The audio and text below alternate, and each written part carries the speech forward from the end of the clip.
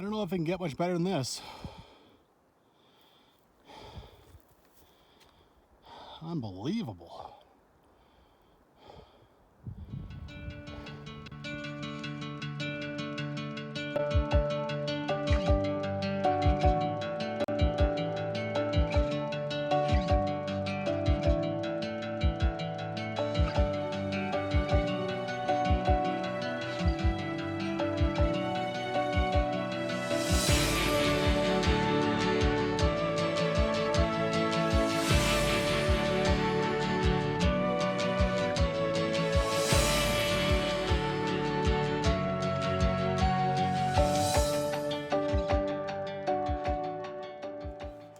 Well, I was predicted to get like 4 days of pretty much sunshine, maybe with some clouds, but last night it rained most of the night.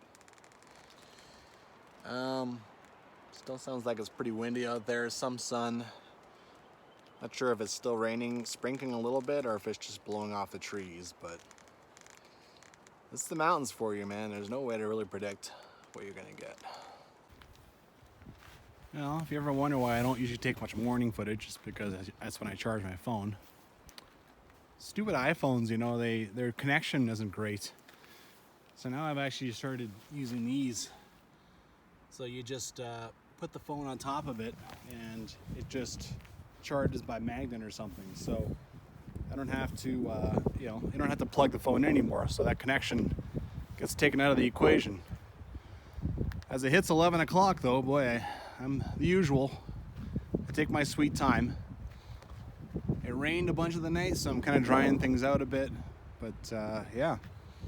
And I got my answer as far as the bear bag, and you know what? It's all damp and stuff, but it's not that bad. It's not like everything inside got completely, like all these bags aren't wet. So yeah, it's all right. Got it hanging there in the wind, let it take some of the dampness out. All right, last look around. Gonna carry my boots down to the water. Still got to get my feet and my knees in the water. Looks good. Well, it's quite a nice camp spot, gotta say. Today I say goodbye to Mount Armstrong. What a wicked companion that was.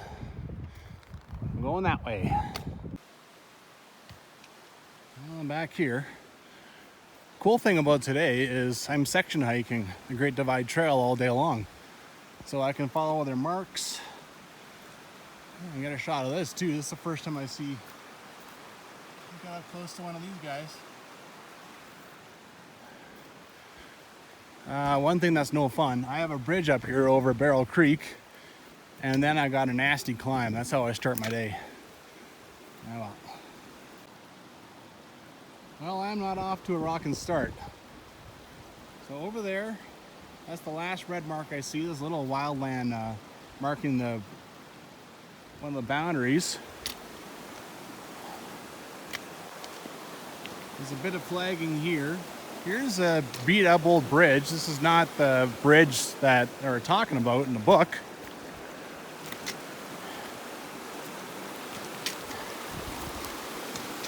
There's absolutely nothing over there. I can't find any red marks. I went farther down here, like probably 50 meters. I found another trail keeping going, but again, no red marks at all, nothing. So, I don't know what to do.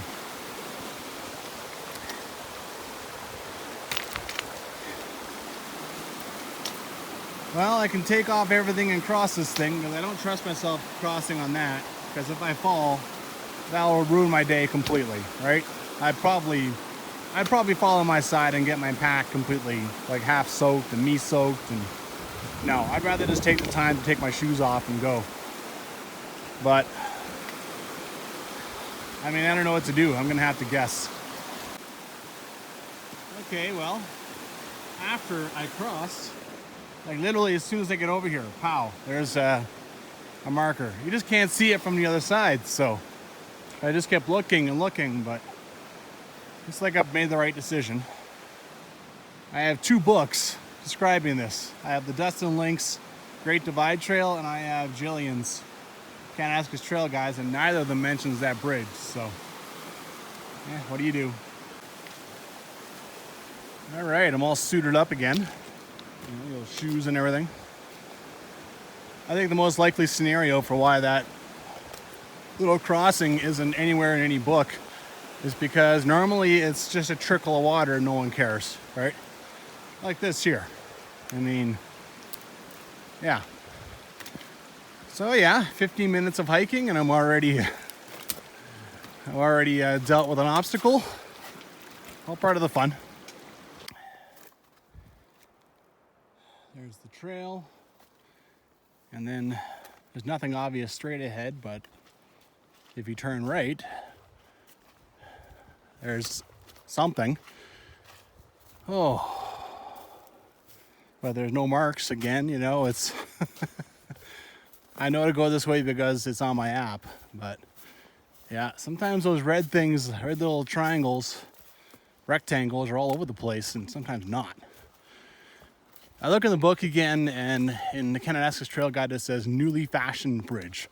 I thought it was a bridge, so I guess you could be referring to that log. Oh yeah, there's a mark. Yeah, what do you do? Runoff. It does double duty. It's both a creek and a trail. Second break on the way up now. Trail is getting nicer and nicer. See here, it stepped off the stream, and even up here it's starting to get even nicer still. So hopefully that keeps up. Whew. Nice little shot of Mount Bolton right there. This is the Fording River Pass. Oh, Barrel Peak again. Still trying to get over the hump. It's too bad it's windy, but it's open up here, and this is awesome.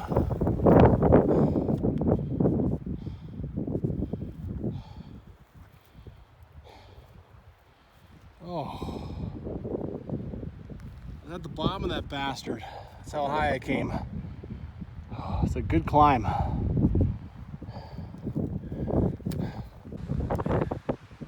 This is Lunch Stop Meadow. I've reached the top of this.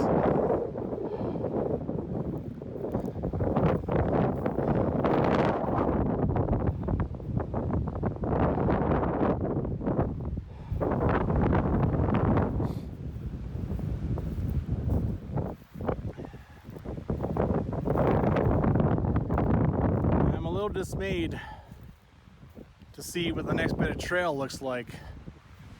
I'm descending, so I hope that gets better.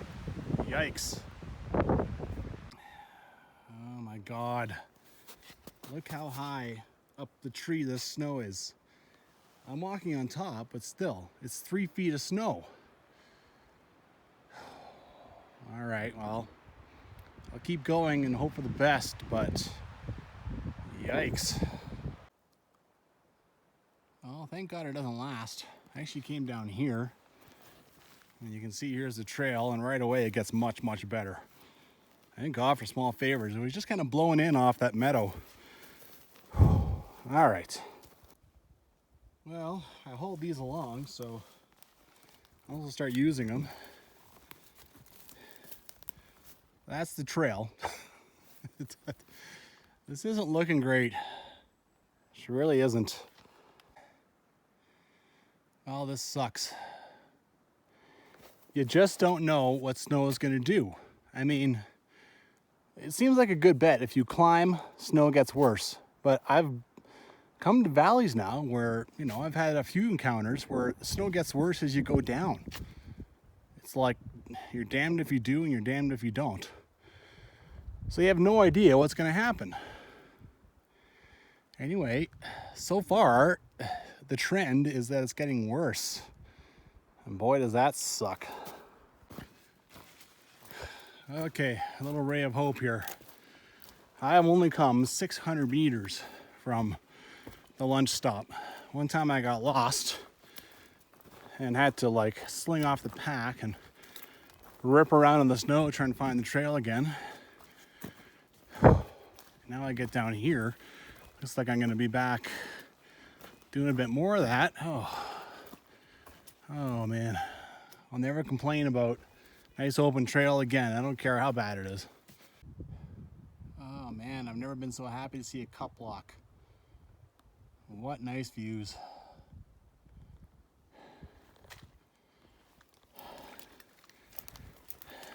I think I'm done. God, don't say that, but I mean, I think I'll be okay for snow for a while. God, even the cup block still has snow and it's wide open. Wide open. Starting to get even better.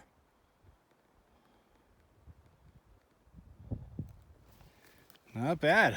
It's nice to get some, after all that hard work, getting through that snow coming down from the lunch stop, it's nice to get some rewards.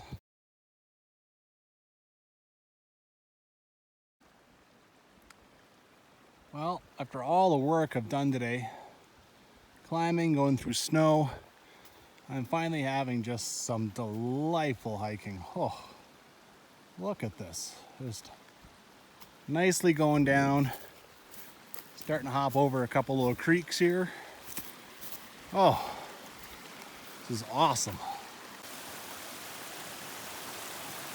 Yeah, nice little features, you know.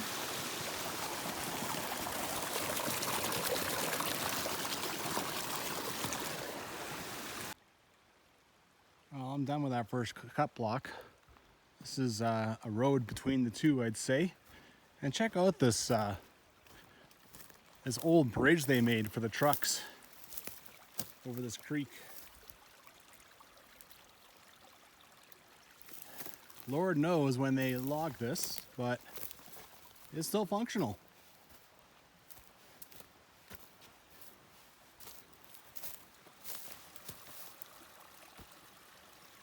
Kind of cool. Ah, runoff.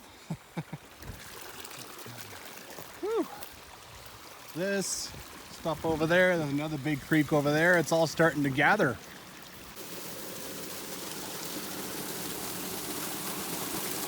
That's the little things. Just slowly eating this away. You get the sense that this is all pretty new. Cool. Oh, now I'm just having fun. It's neat to see the waters take everything over. I mean, maybe it went down there before. Yeah. Well, stay on these banks, I'll be good. I wonder what the story is behind that. Well, I cut down a lot of nice trees and then just pile them up and leave them. Well, for some reason we leave this very nice logging road and the trail, and there's even a nice recent sign. All right then. Hopefully the snow is not bad in here. I get nervous going into the trees. Right away it's like, oh crap. But then, oh, hello. Very nice. Well, it was good for a while, and now I got this. Sweet. Well, happy to say that it was quick. Painless. Awesome. Not totally sure, but I think this is Etherington Creek campsite. Random crap left behind. Little pieces of string.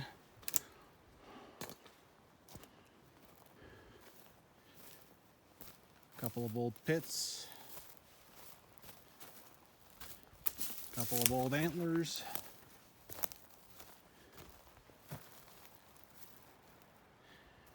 If I go 75 meters down there, I should get to Etherington Creek, and there should be a footbridge. And I know this is the campsite. Yep, I'm right.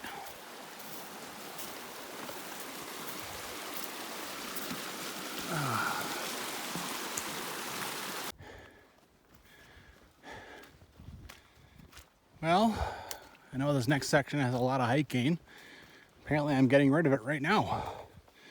Bunch of it. Oh, that's not too bad. I'm still in trees, but you get this quick shot of exactly where I came from. Up and over that bastard down this valley. Now climbing again. Oh yeah. They don't come often, but wow.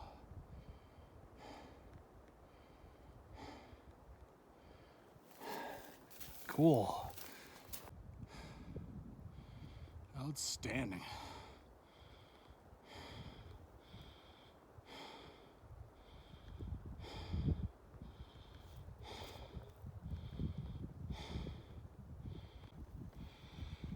I don't know if it can get much better than this. Unbelievable.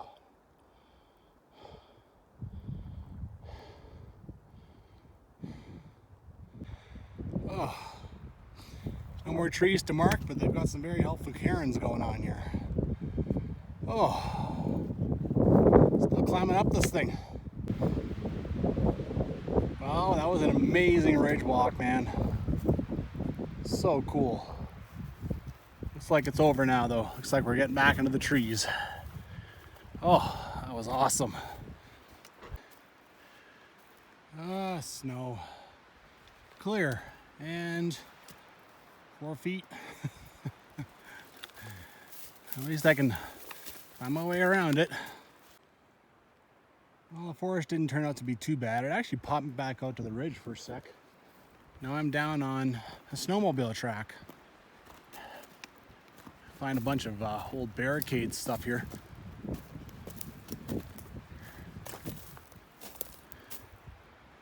Trail closed due to logging. Oh, yeah. All right. Hopefully this big wide track will give me enough room to get around any snow I find. Back out here for more awesomeness.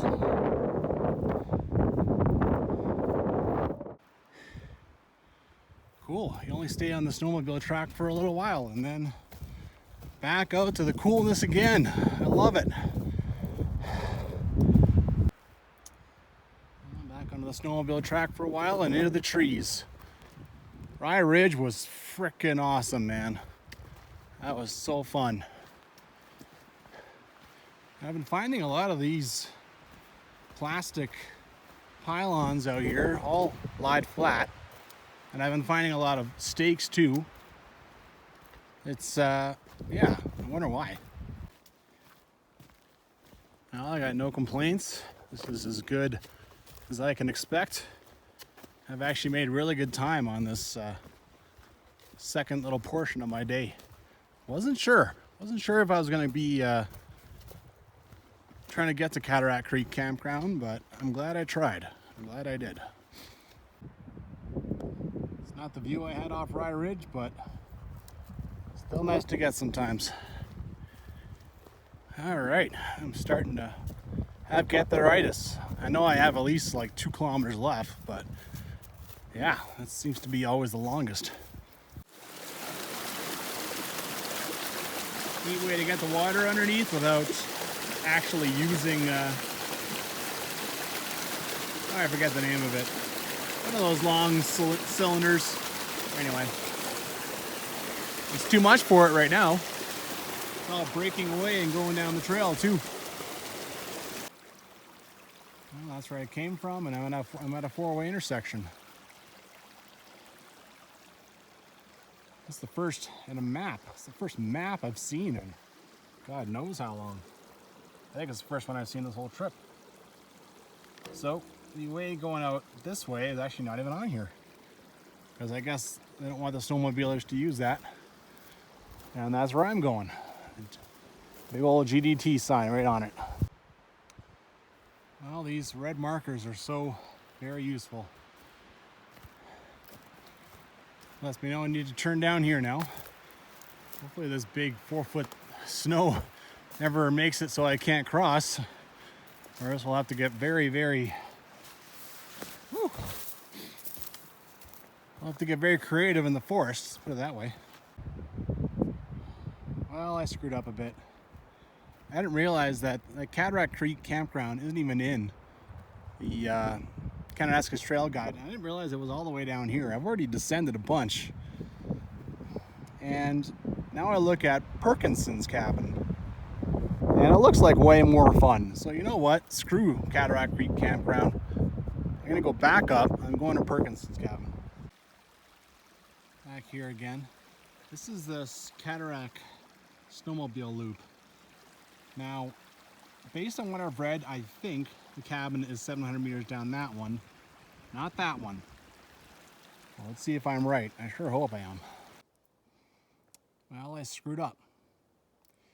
So in the book I read, when you get to the intersection, turn right for Rye Ridge, left for Cataract Plateau, which I assume was the bottom of that snowmobile trail. So that makes sense coming off this cut line. Well, it's been 700 meters, no cabin, just a boring cut line. And then I went back and read even farther, back to the trail description, actually going to it, and I found this intersection way down here. And nope, I screwed up. So 2 kilometers on this cut line, and then I turn right and go down where I should have from the other side, adding on to my day. Not making clear decisions, you know. I thought I had it figured out. I mean, yeah. Well, what do you do? Well, now that I think about it, in those books, I think she's saying to the right, to the left is when she's pointing at the sign. So you walk up, you turn towards the sign. That's a different way than you walked in. Oh, sometimes it's that can be pretty frustrating. What do? All this mucking around, stupid decisions. I've added probably 3.5 kilometers onto my day. I really hope Perkinson's cabin is worth it. Well, here's the intersection. Just 1.5 kilometers left to go up here. Been a long day. And then it'll be a lot of time to mess around. Get the tent up, get food in me, go to bed. Super obvious track. Could be something. And then this in between the two, which, what's that supposed to do? What's that supposed to tell you? Oh, here's a Y. Oh, fantastic. I can see that. Those are the only markings I've even seen. So anyway, I'll head up this way. All of a sudden you got marks on trees. There hasn't been any for the first half kilometer of this, so kind of weird. Some very old GDT stuff. Okay, awesome. Oh, man, what a long day. Okay.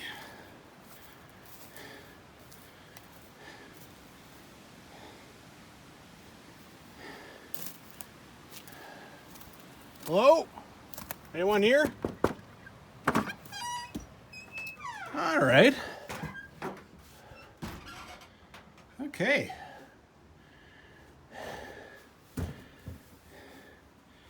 This will make a great place to come and cook. Oh, it's too small to sleep in. I wouldn't want to anyway. Tis not my cabin. And, I mean, an emergency, sure, but, you know, it'll just be a nice luxury. And, water source right here. All right. I'm hoping to stay here for 2 days. So, yeah. Hopefully it's worth it.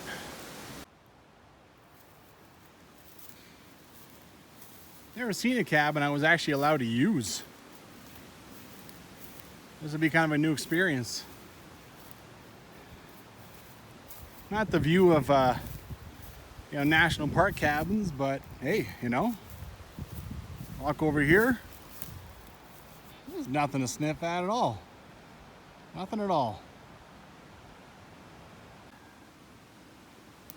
Nice thing about this, got my supper all cooked up. Now I can just let it cool. Close the door. I can wander down to the meadow here, just, not too far. And I can set up my tent while my supper cools off. I don't have to worry about my food being left. Cool. So, I didn't go down in the meadow. I went right beside the cabin. This probably looks pretty strange. The only other kind of flat spot is right there. That's right beside that raging stream. I'm not a real fan of the white noise, right? So I did what I could. I went down here, looked around, couldn't really find, like, in behind these trees, couldn't really find anything. And this is actually pretty flat. I didn't want to go underneath the trees because even though there aren't any widowmakers, if it rains, they drip on you for hours after, and that drives you nuts.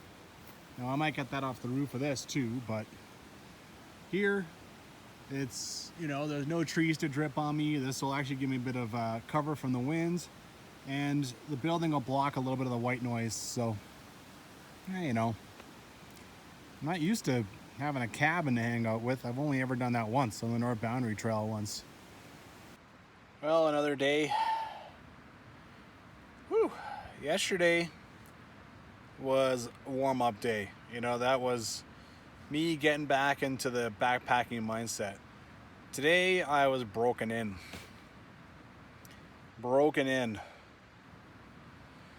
That's probably about 17 kilometers and 2,000 feet of climb. And the snow, yeah. That was a respectable day of backpacking for sure. All right, well, I'm pretty happy that tomorrow I'm just planning to day hike. Then the day after I'm planning to hike out, so later.